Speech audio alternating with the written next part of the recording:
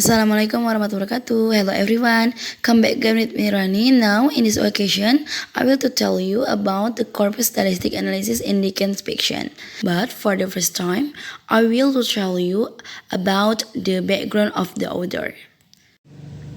Charles John Hope Dickens, born in Portsmouth, 7 February 1812 until 9 June 1870, was an English writer and social critic. He created some of the world's best known fictional characters and is regarded by many as the greatest novelist of the Victorian era. His works enjoyed unprecedented popularity during his lifetime, and by the 20th century, critics and scholars had recognized him as a literary genius. His novels and short stories are still widely read today. Okay, next we are talking about the theoretical background. First one is stylistic, next one corpus stylistic or linguistic, and the last corpus stylistic analysis.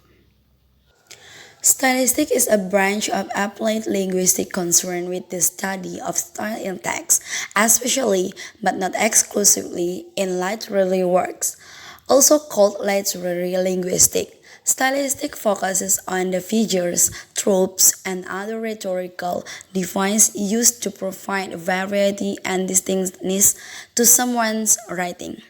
It's linguistic analysis plus literary criticism. The next corpus stylistic is a branch of computational linguistics as Wells in 1989 points out. It's developed in the late 1960s. It helps to investigate certain characteristics of the data like word length and sentences based on statistical and computer-aided tools to study a number of issues related to style. And then, corpus stylistic analysis is a relatively objective methodological procedure that at its best is guided by a relatively subjective process of interpretation. Okay, next, corpus linguistic and stylistic, a linkage between quantitative and qualitative study. According to Leach and Short, in 1981, methodology that focuses on examining aspects like grammar, adverbs, adjectives, figure of speech, and other stylistic aspects. In regard to what is mentioned, the current study follows a quantitative approach along with a qualitative one. Quantitative approach is known as a counting approach which allows counting words, items, certain grammatical aspect, for instance, the use of ed in the past tense. Okay, next we are talking about the Encon. Encon is a free software toolkit for extracting keywords, concordance, as well as non-grams, designed by Lawrence Anthony 2011. And then in the study, Encon helps to identify and calculate long clusters that facilitate the qualitative analysis, which in turn enables to a better comprehension of the chosen text. Next one is Wordsmith. Wordsmith Tools is an integrated suite of programs for looking at how words behave in the text.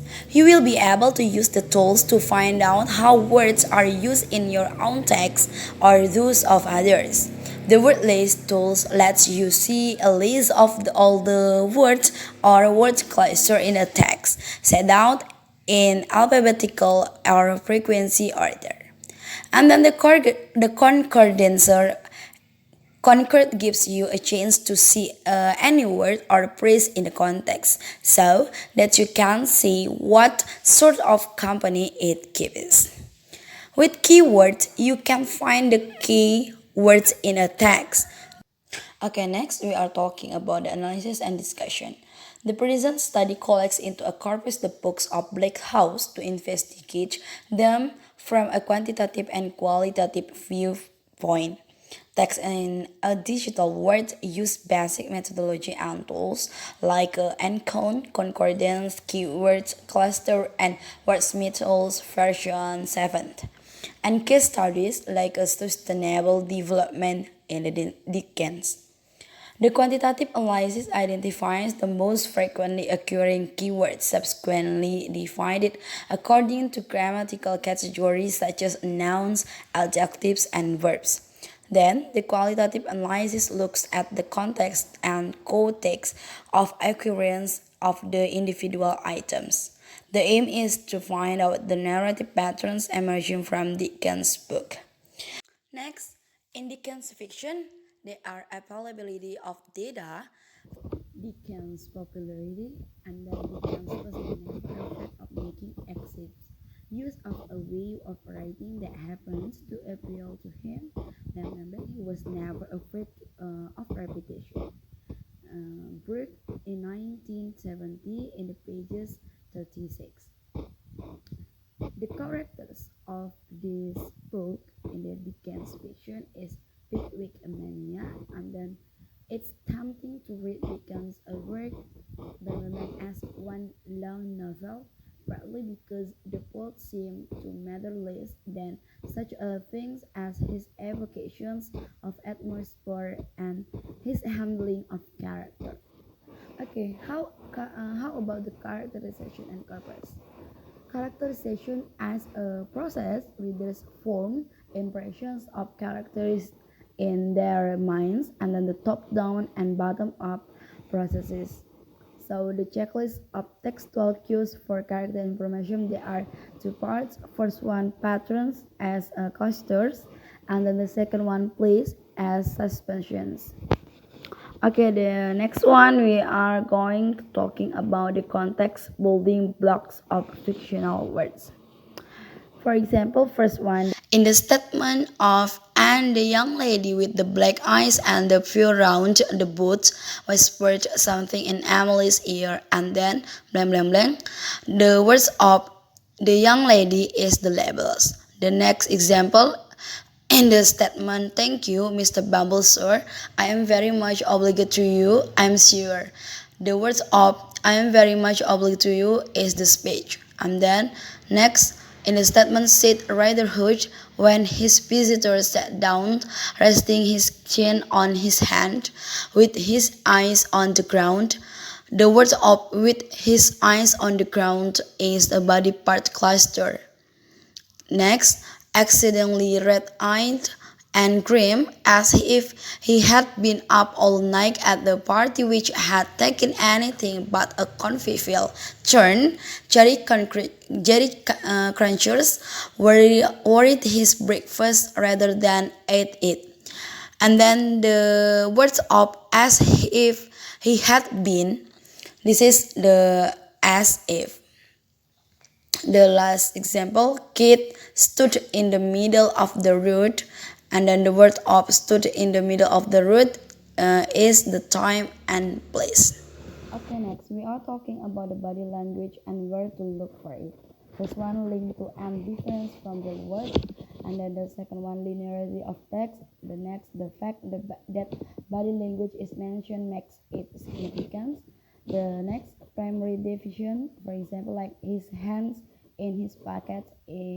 This is one occurrence in BNC, and then the last, context of speech.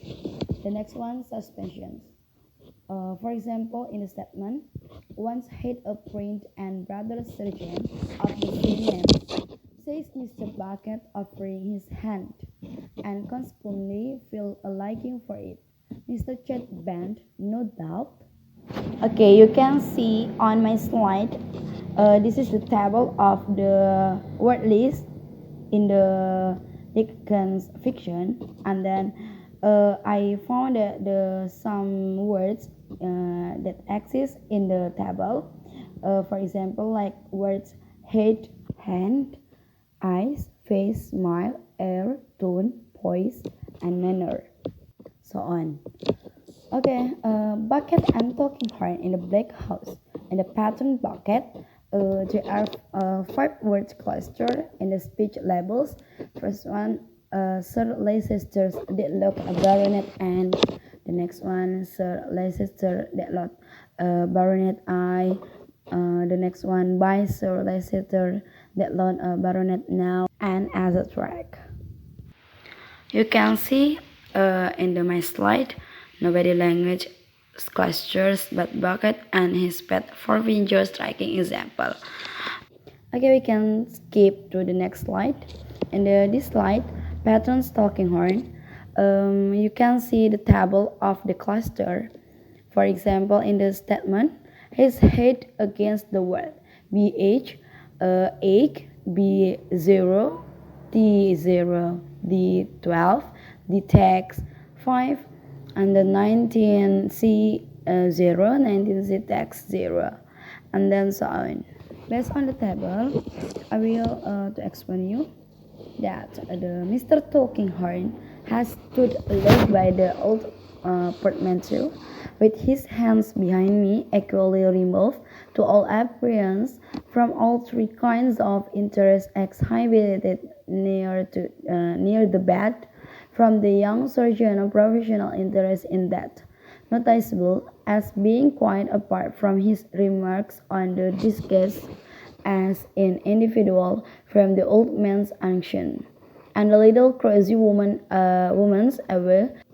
His imperturbable face has been as inexpressive as his rusty clothes. One could not even say he has been thinking all this while. He has shown neither patience nor impatience, nor tension nor abstraction. He has shown nothing but his shell. As easily might the tone of a delicate musical instrument be inferred from its case, as the tone of Mr. Tulkinghorn from his case.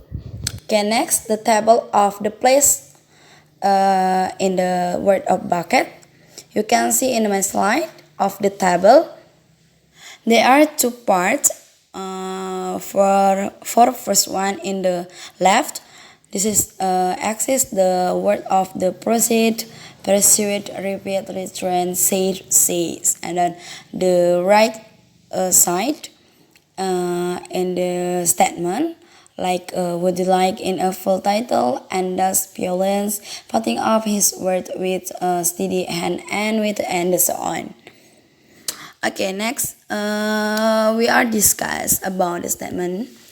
First statement, body language. And Lord says Mr. Bucket, opening his arms. Here's children too. For the words of says Mr. Bucket, opening his arms, it is the narrator's interpretation of speech, or BL.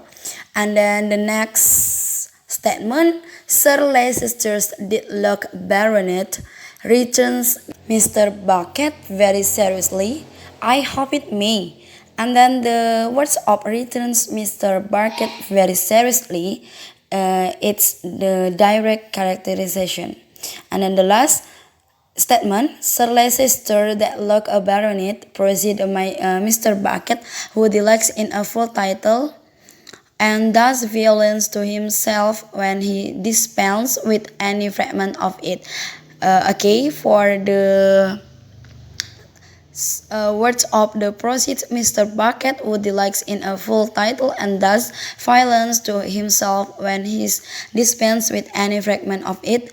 This is the last point in the case. Next section is the analysis of the concordance. The statement is the hands-on. First one, yes, and looky here, Mr.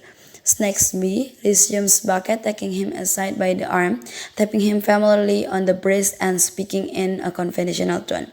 The words of tapping him familiarly on the breast and speaking in a conventional tone, this is the hands-on, and then so on. And then for the example of cheerful, first one, so you change to find, you know. Mr. Bucket went on, stopping over him with an air of cheerful rally, which Mr. Smallwit by no means reciprocated, and so you chance to find, you now appear with the signature of Jordan's to it, don't you? The statement in the word of with an air of cheerful rally, which Mr. Smallwit by no means reciprocated. This is the cheerful. Okay, the next section is still about the concordance of word bucket. You can see on my slide, I will to tell you about the limits to control behavior. First one of the statement, why you see Miss returns Mr. Bucket bringing the finger into persuasive action, and such is his natural gallantry that he had almost said, my dear. Okay, this is the it ain't easy to blam blam bang. The next word, the next statement. The limits to control behavior they are exist in the statement action and such is his natural gallantry he had almost said my dear. Okay, so on. The next about the talking horn, you can see on my slide also they are exist, and then I will tell you about the in a word Mr. say, Mr. Tulkinghorn, I'm sorry to be unpolite, but if you ever present yourself in uninvited here or there again, I will give you over the police. Their gallantry is great, but they carry troublesome people through the streets in an ignominious manner, stripped down on a bird, my good winds. Okay, the next, I will prove you the next statement. I will prove you whisper mademoiselle stretching out her hand. I will try if you dare to do it. And if persuades the lawyer without minding her, I place you in that good condition of being looked up in jail. It will be some time before you find yourself at liberty again. And then we can skip to the next section. So based on the data of them, I make a conclude of the bucket and talking horn is a patterns as a clusters and place as a suspensions to show similarities in behavior of individual characters and between characters and help to focus on character information. Clusters and suspensions to be added to checklist of textual cues and character information and lexical items. Okay, the conclusion of this analysis is The Black House is a novel by Charles Dickens, first published as a 20-episode serial between March in 1852 and September in 1853. The novel has many characters and several subplots and is told partly by the novel's heroine, Esther Summerson, and partly by an omniscient narrator. At the center of Black House is a long-running legal case in the Court of Chancery, Judges and Journalty, which comes about because a tester has written several conflicting wills. So the study of corpus stylistic can be of great importance for researchers. In other words, it's connect both a quantitative and qualitative method. Also, it helps to bring readers or researchers' attention to certain crucial elements that literary texts have. Moreover, computational tools that are employed to perform the task of analyzing to choose a novel are practical and beneficial not only in terms of saving time and getting quick result by one click, but also these tools calculate words that might be missed by humans. So, concordance, cluster, and word lists are the important methods in corpus linguistics. It has the privilege to analyze text or corpora in terms of statistical significance by comparing two tools like Encon and Wordsmith. I found the most frequent words. Theoretically, this method would be the most significant method of analysis in corpus linguistics because it is an inclusive approach as it focuses at the text or corpora as a whole and selects the most frequent words for the analysis. So I think that's all my presentation. Thank you so much. See you. Bye bye.